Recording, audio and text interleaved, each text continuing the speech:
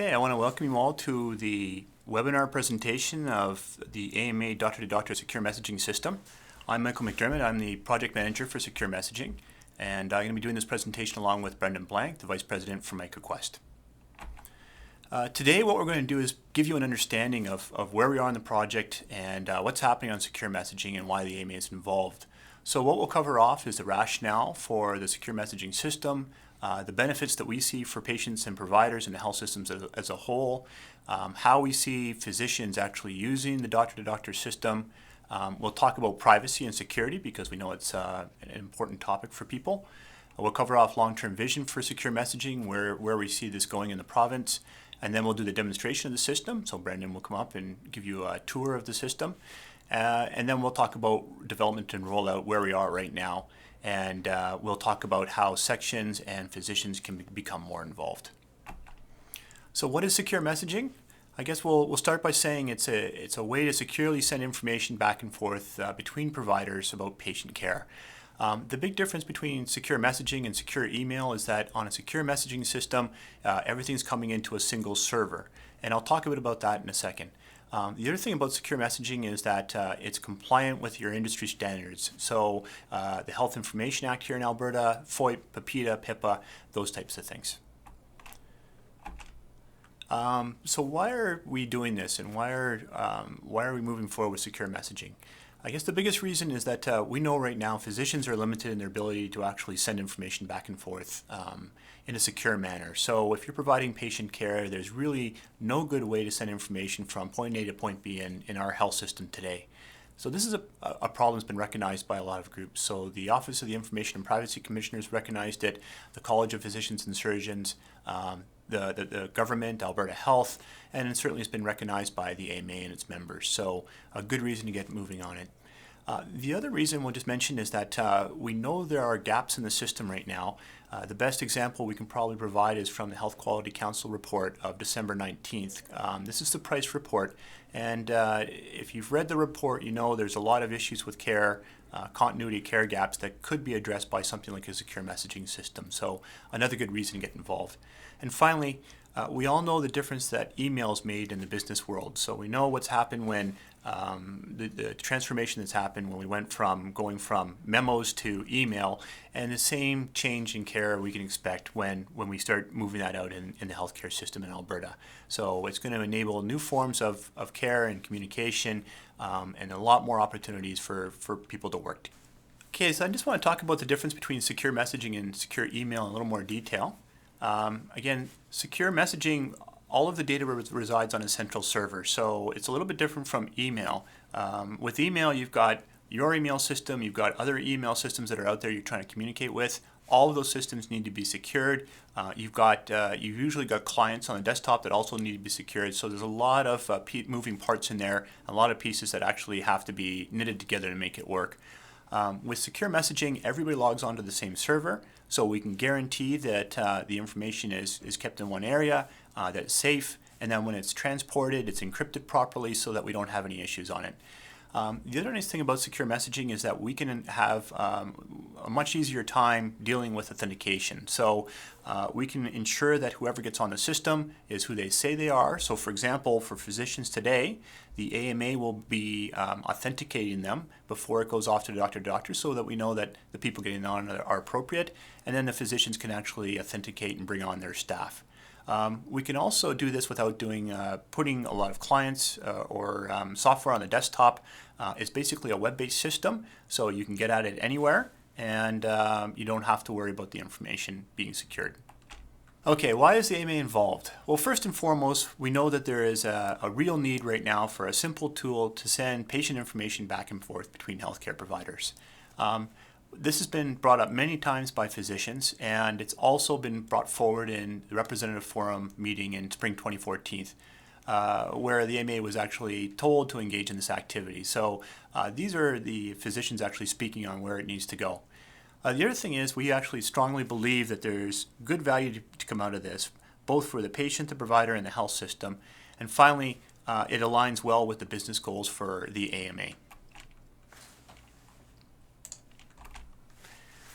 What are the goals for secure messaging? We have several goals for it, but the three primary ones that I want to speak about are listed up on the slide here. So first and foremost, we want to provide that seamless and timely flow of medical information back and forth between care providers. So this is just getting the whole information flow in the system working faster than it does today. The second reason is actually to reduce wait times for access. We know that there's lags and gaps in the system that come about from using fax machines and phones, so taking those out of the system will help speed up the care processes and wait time processes. And the third one, the one that gets physicians probably most excited, is coordination of care and continuity of care. There's a real opportunity here to improve both as we use the system to coordinate care. What is the secure messaging solution? Well, the main secure messaging solution is builds on the dr2dr application developed by MicroQuest. We've been in partnership with them for a while now. One of the benefits of that partnership is our physician engagement committee has been working with MicroQuest to update the product and ensure that it provides good value to physicians when it actually rolls out. So I'm pleased to say that the feedback from the doctors has been incorporated into the system. We have a new version that's up and ready to go, and I think physicians are going to be quite happy with the product when it rolls out. Our long-term plans also include other providers, and I just want to make this clear because it's not only physicians that can benefit from secure messaging, it's the health system as a whole. So we've had talks with pharmacists, we've had talks with other care providers, and ultimately we like to get them on board and using a secure messaging product as well. So why should you use it? There's a number of reasons to use dr2dr. I'm not going to go through everything on the slide deck here, but I'll talk about it in general. First and foremost is protection of privacy and protection of reducing risk. So this is going to help make sure that the patient information is protected while it flows in the system, and it's going to help reduce risk for the provider who's actually sending the information back and forth. There's no opportunity here to send information insecurely to anybody else in the system. The other reason that is going to be important here is collaboration. One of the things you can't do with a fax machine is collaborate with other individuals.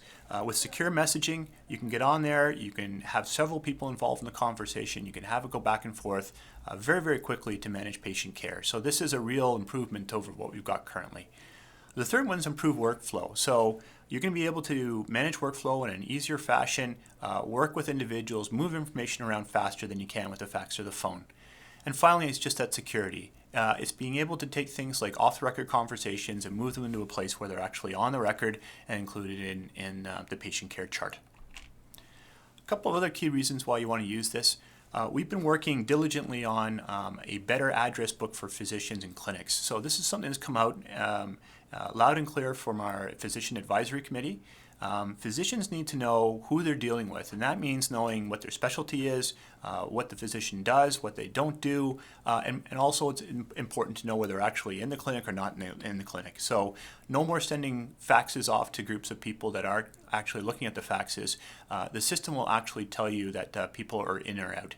And Brandon will talk a little bit more at this when we get into the demonstration. The other thing I'll mention is that there is no spam on the system. We know that a lot of people have other email systems that they use or messaging systems that they use. We know that they get a lot of other information flow in there. This system is purely designed to be for clinical care. It's a professional account that people are getting. So you're getting that information. You're not getting all the other stuff that would remove your attention away from patient care. Regarding costs, the system does have a cost, and we know that offsetting that cost is important for people. So we're happy to say that right now in Alberta we have 2 new e-consult fee codes that are available. If you're using the dr2dr system, you'll be able to take advantage of those fee codes. One of the fee codes is for the person that's responding to an e-consult request. That's already in operation right now. Come April 1st, there is going to be a new e-consult code for the person that's actually doing the requesting piece of the puzzle. And between the two, you will be able to cover off both sides of that equation and offset the cost for the system. And I'll talk a little more about what those codes are in a bit. And the last thing I just want to mention is that we do know that dr2dr is going to help shrink the overhead costs associated with faxing and telephone. And that's not just the cost for the actual hardware or the toner or the paper. More importantly, it's the cost that surround the people that you have in the clinic that are managing the workflow around it. So lots of costs associated with that, lots of ability to reduce that with dr2dr. How do we think it's going to be used? Well, there's lots of different ways, and we're always interested to hear how physicians are using it. Lots of different ideas have come up. But the three primary ones that we see are the rapid exchange of clinical information back and forth. So again, just getting that information flow back and forth between clinics without using the fax machine. Moving forward with clinical advice quickly and efficiently. And again, it's the ability to get somebody on the system or several people on the systems in a conversation and have that back and forth. You can't do that with a fax machine right now, so this is new functionality. And finally, it's the bread and butter piece of facilitating the electronic consultation referral. So it's about allowing staff to send the information back and forth between clinics without using the fax machine. So again, like the picture says, we're hoping that people are going to axe the fax, start moving away from the phone, and start using doctor-to-doctor as a more modern way of messaging people. So privacy and security is important to folks, and we just want to let you know that it's important to us as well. So we're spending quite a bit of time and effort to make sure that this part is addressed. There's several features of the program I just want to mention that are going to be important to folks. The first one is that the message generator and the authorized receiver are the only people that have access to the message. So this is important because for privacy purposes. First, the AMA doesn't have access, Alberta Health doesn't have access, AHS doesn't have access. It's only the people that are sending the messages back and forth. The second thing I want to mention is that full audit details are available. The system has been designed from the ground up to track all this information. This isn't an add-on. It'll track all of the dates that people are logging into the system, that you're sending messages or receiving messages or working on messages. That way, if there's an issue or we need to go back to the records, all that information is available. One of the other nice things that we're doing is that we're heading out to get a third-party security audit for doctor-to-doctor. What this means is that we're engaging a specialized security firm to come in and make sure that the controls in place and the system design are robust enough to make sure that nothing's going to happen with the information. So, in other words, the system's not going to get hacked, or there's no holes or problems that have to be addressed. So this is important for folks. This is something that other systems probably aren't doing, and we're very excited to say that we are taking part in. The last part I'll mention is authentication. So we have physicians that are going to be authenticated, the method I mentioned before, which is having the AMA authenticate them and then having them bring their users on and vouch for the users coming onto the system. The other thing with that is two-factor authentication. One of the nice things about doctor-to-doctor is that it's a little simpler to use than other applications that are out there. We support Google Authenticator, SMS or text codes to your cell phone, and email. So Google Authenticator, if you're not familiar with it, is just a little application that sits on your cell phone. It generates an ID number, you enter that ID into the system, and it logs you on. It's basically a soft fob. So the nice thing is you don't have to carry around other pieces of hardware on the system. You just use these pieces and you log on. The one that gets physicians most excited is actually the text messaging or SMS code. The nice thing about that is when you log onto the system, doctor-to-doctor will send you a text message to your phone. The nice thing about your smartphones today is you normally don't have to log into them. You can see the text message right on the front screen. You enter that number and in you go. So EMR integration is important to people. We understand that it's important to get this integrated with the EMR systems, and we're pleased to say that we have a long-term strategy and a short-term strategy on this. In the short term, the doctor-to-doctor system actually has a proprietary application programming interface which allows it to interface with other EMRs. So what this allows it to do is it puts additional buttons in the EMR system that allow you to send information to doctor-to-doctor, and it has additional buttons in doctor-to-doctor which can send that information back to your EMR system. So it's a seamless flow of information back and forth. Right now, the one system that's integrated is HealthQuest EMR, which is also from MicroQuest, but we're in active conversations with other vendors in the province to get them up and on board, and we do have some interest on that, so we're pretty excited about it. In the long term, what we want to have happen is we want to have doctor-to-doctor actually integrated into a larger secure messaging environment for the entire province. The objective would be here so people stay on the system that they're currently using, and you can send a message out of that system and communicate with anybody else in the system. To make that work, we need secure messaging standards, and we need a secure messaging broker solution that would allow the different systems to talk together. So we've started into conversations with folks on that. We've talked to health, we've talked to the Alberta Health Services as well, and we'll keep working on this for a long-term solution. Again, this isn't something we can set up in 5 minutes. It's going to take us some time to get there, but in the end, it's going to be good for everybody in the health system. So where is this all going? Well, we think it's inevitable that we're going to be moving away from the fax machine. It's basically a dying entity. It's going to be something that's going to be outmoded here in a few years. What we want to see is everybody move to a secure messaging environment faster. To do that, what we're doing is we're encouraging all the physicians to actually axe the fax. So get on board with dr2dr and start moving away from the fax machine. If we can get people committing to turn off the fax for consultation referral purposes in the next 12 months, that's going to help us snowball this to the point where we can get other doctors up and on board and move over quicker rather than slower. So I want to talk a bit about the workflow for dr2dr and how messages actually work. There's 4 main methods of communication in the system, and they all bear a little explanation. So I'm going to explain them here, and then Brendan will talk a bit about them when we actually get into the vendor demonstration. So in the first example is dr2dr messaging. So in here, Dr. Benton is wanting to talk to Dr. Park. He simply sits down, selects Dr. Park's information out of the address book, and starts sending a message off to them. So it's very much like email in that respect. dr2dr supports messaging between any doctors in the system in Alberta right out of the box. The second method of communication is actually clinic-to-clinic messaging. So this is going to be where a lot of the message flow is happening in the system. This is where you have a medical assistant in one clinic that's going to be packaging information and sending it over to medical assistants in another clinic. Those medical assistants are going to be monitoring the inbox for the clinic, and they're going to be dealing with that information. And their job's going to be moving that information around and attaching it up to physicians as appropriate. So if there's 50 requests for referral coming into the clinic in a given week, Dr. Park might only see a part of those, so the medical assistants will send the ones that are relevant to him over to him and attach them up. The other ones that are not relevant are not going to be seen by him. So in that way, we're actually buffering physicians from a large portion of the message flow into a clinic. The other 2 ways that communication can happen is staff-to-staff and user-to-user messaging. So staff-to-staff is fairly simple. dr2dr supports anybody in the clinic communicating with anybody else in the clinic just for the workflow purposes. User-to-user messaging is a little bit different, so this bears a little more explanation. In user-to-user messaging, if we have a person in one clinic that wants to talk directly to a person in the other clinic, they require permission to make that part happen. The reason for this is we want to curtail workflow so that most of it flows through the clinic-to-clinic bucket. But if we want to have a relationship between 2 individuals, that's certainly supportable by the system. So once permission is granted, similar to a Facebook request or a LinkedIn request, then those 2 users can communicate directly. So in this example, Kim might be the office manager in one clinic and want to talk to the office manager directly, and to John, the other office manager in Apex. She would ask permission from John. John would grant it. Then the 2 can communicate back and forth without using the clinic mailbox. So that concludes the first part of the presentation. I'm going to turn over to Brandon for the software demonstration. Great, and thank you. I'm going to give you guys a quick demonstration of the dr2dr system.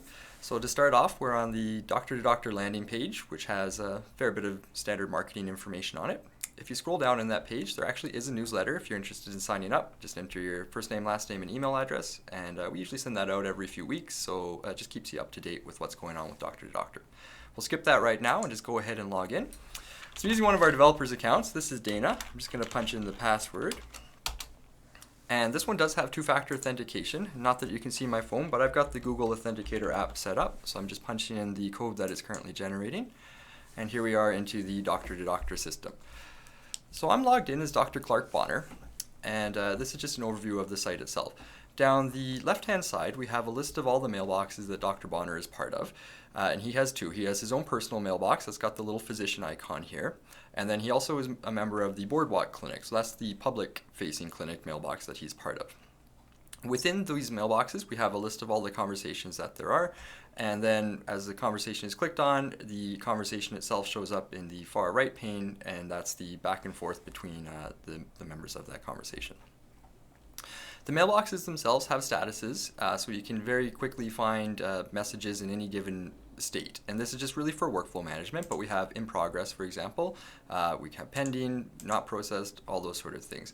And as you click on a message, you can change that status by choosing it up at the top and simply choosing the new status that you want to send that to. So we'll set this one to pending, and off we go. There's an all option as well, just to see all of those messages, and then obviously the message body.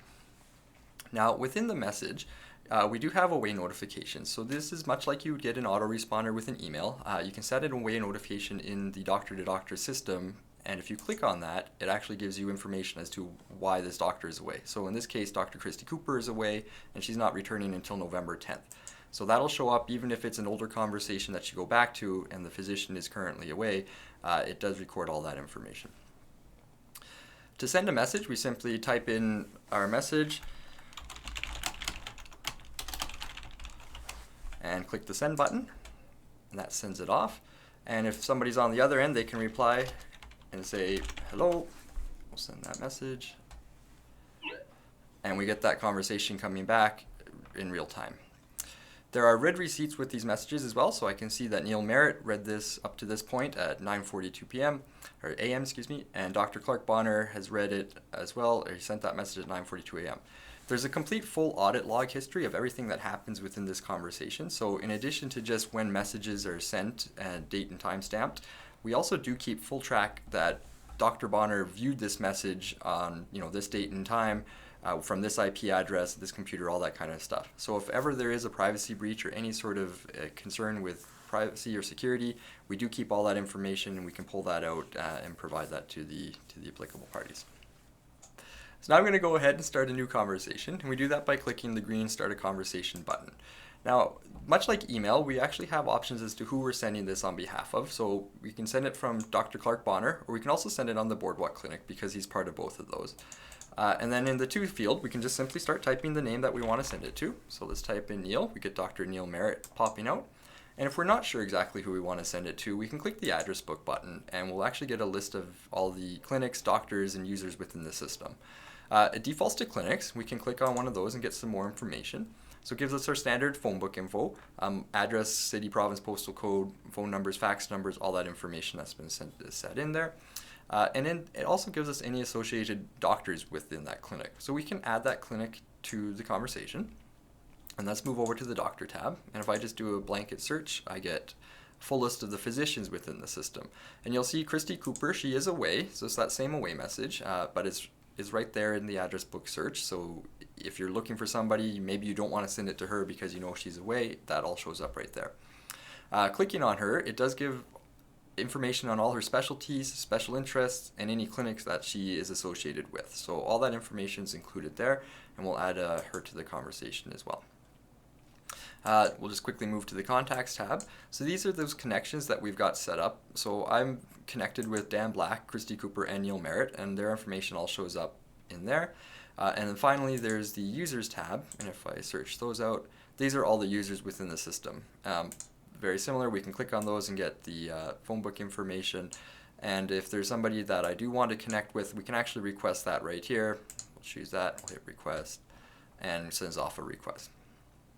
So let's go ahead and add these users to the conversation, and they show up here in that to box. We can change the priority of the conversation from normal or urgent. Let's make this an urgent conversation. And then we just simply type in the subject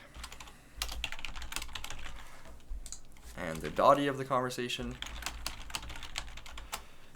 and any information that you want to put in there.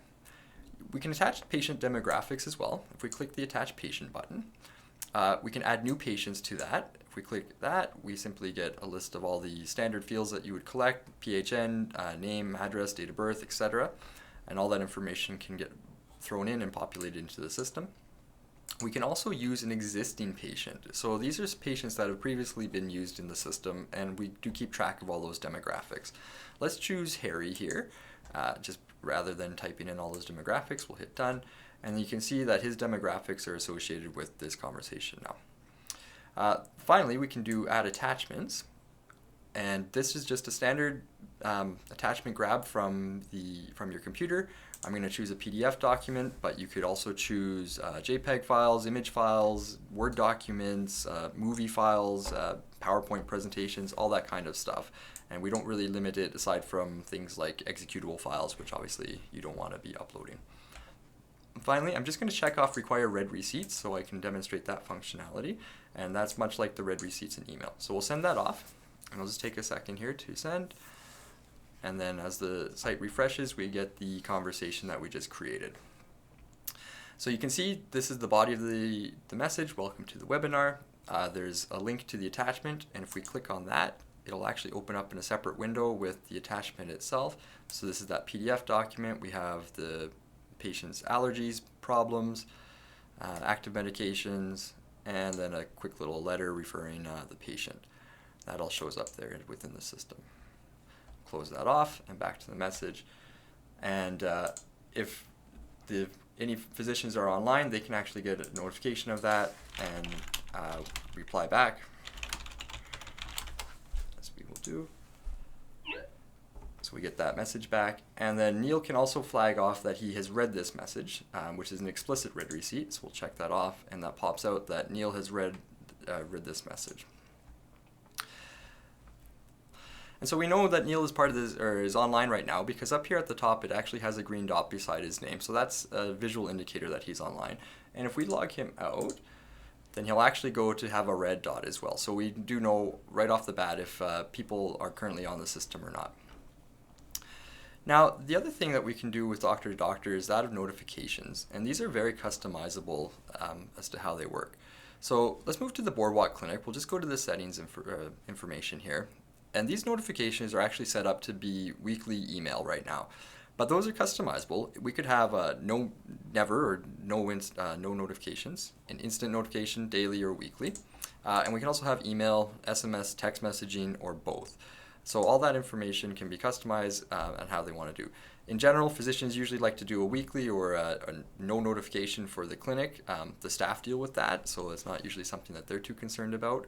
But a weekly email just simply gives a summary, maybe a quick reminder to check the clinic mailbox once a week and see what's been going on. On Dr. Clark Bonner's personal mailbox, however, if we click the settings button, he can actually customize those, and he's got this set to be a daily email. So in this case, he's getting an email once a day to remind him to log into the system and check to see any new messages. But again, that's fully customizable. It could be an instant email or an instant SMS message, whichever he wants, and that information can be set up. Now, the real power in the system actually comes into play with the notifications per message. So in this case, for example, if we're very concerned about Harry Smith, there's some sort of critical condition that's going on, and we need to know exactly what's happening as soon as anybody replies, we can actually configure that notification on this conversation only to be an instant SMS text message, so that we'll get a text message to our phone as soon as anything happens in this conversation. And in that case, when that text message does appear, it's a standard text message. It's very generic. It says you have a new message waiting in the conversation webinar demo, and with a link to that. So then you can tap on that on your phone. It'll open up in your mobile browser, and the dr2dr site does work across phones and tablet devices. It's a responsive design, and you can log in and view that conversation, reply back, all that kind of stuff. So one other feature we could talk about is that of the address book, and we'll just click on the icon here at the top. Now this is the same address book that appears when you start a new conversation. It's just in a little bit more of an easier format to read. And we can click on the physicians, we can see their specialties, all that kind of stuff. We can start a conversation right from here. And there is all listings with it as well. So if we're looking for a specific user, doctor, clinic, etc., all that information is in here, and we can click on them and see that. One of the beauties with the address book is that you can also look by specialty. So if we're looking for a knee, for example, or somebody who deals with knees, we can type that in, and we get that list. And here's Joel McGovern, and his practice interest is knee and hip, so we know that he's somebody that deals with that. Likewise, if there's something that they do not do, that'll appear here as well, which is often just as important. We can just simply start a conversation from there. It takes us back into the conversation view, and Joel McGovern's automatically populated into that to box. And one last thing before handing it over again is that of the profile settings. If we click on the physician's name here in the corner and go down to settings, we actually can edit the profile and all this information that is associated with him. So we have his contact phone number, any languages, any specialties. These are just populated from the standard specialty list, so those can be added in. Address, special interests, practice interests, and anything that the doctor does not do. So thank you very much for watching the demo, and that's all for now. Okay, thanks, Brandon. So I just want to talk a bit about cost. We would like it to be free, but obviously it can't be. So what we've done is our best to hold the cost down and make this useful for physicians and also cost effective. It's a subscription-based model. You can bill it on a monthly or yearly basis. The charges go through a credit card. And one of the nice things about this is that it's an all-inclusive per physician price. So the cost is $34.99 a month. That's less than the cost of a Globe and Mail subscription if you want the paper. The nice thing about that is it covers off not only your account, but it actually covers off the staff that are underneath you in the clinic. So if you have 5 admin staff in the clinic, those 5 admin staff are covered off in that $34.99 cost per month. It also includes unlimited messaging, unlimited access to the system. You can get out from anywhere. You can sit on the other side of the world and get access to it, and unlimited upgrades to the system, which are things that we're going to be working on over the next little while. I do want to mention, though, that if you have people in your office that are employed by a PCN, by AHS, or Faculty of Medicine, since they're not directly employed by you, they have a different charge, $10 per user per month, and they're not included in your all-inclusive per physician price. Talking about the e-consult codes one more time as a cost offset, here are the 2 codes. So on the requesting physician side, the person that's actually requesting an e-consultation, the charge or the user fee is $15.88. So if 2 of these are done a month, you've covered off the cost of doctor to doctor. On the receiving physician side, so the person responding to the e-consultation request, the fee is $75.51. So basically that covers off the cost of doctor to doctor for 2 months. And just a reminder again that you can only bill those codes if you're using a secure messaging solution like dr2dr. So where are we on the timelines? Well, currently it's in February, March, and we're at the point where we're actually getting pilots up and running on the system. So we're pretty excited about this. We have several pilots getting underway, and we'll probably be looking at a few more. That's going to ramp up into our limited production rollout. So this is where we're going to bring on several hundred more individuals to test out the system, make sure everything's working before we go to full rollout, which is going to happen on July. So in full rollout in July, we're going to roll this out across the province. It'll be a large marketing campaign. Our goal is to have a 3-month free trial period, get everybody up on the system if possible, get them using it, and we're going to provide assistance with your PIA during that period of time as well. So the PIA amendment that has to be done for doctor to doctor, one of the nice things we're going to do for you is we're also going to address the OIPC breach reporting requirements which came out last year. So how can you get involved? Well, the first thing you can do is you can help us get word to other members that it's time to axe the fax. It's time to move away from the fax machine and phone, time to get on a modern email communication system and start using secure messaging on a day-to-day basis. The second thing you can do is you can actually follow up with us for more information. We're happy to do WebEx demos. We're happy to talk to you on the phone or actually come in person if we can and provide more information on doctor to doctor. The third thing you can do is get involved in a pilot. So as we said, we're currently in the point where we're looking for pilot situations. If we can get into your clinic or other clinics that you know, demonstrate the value of doctor to doctor, it would be very much appreciated.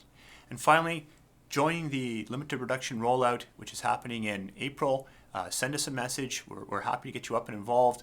And when we roll out, we're hoping that everybody's going to actually use the system.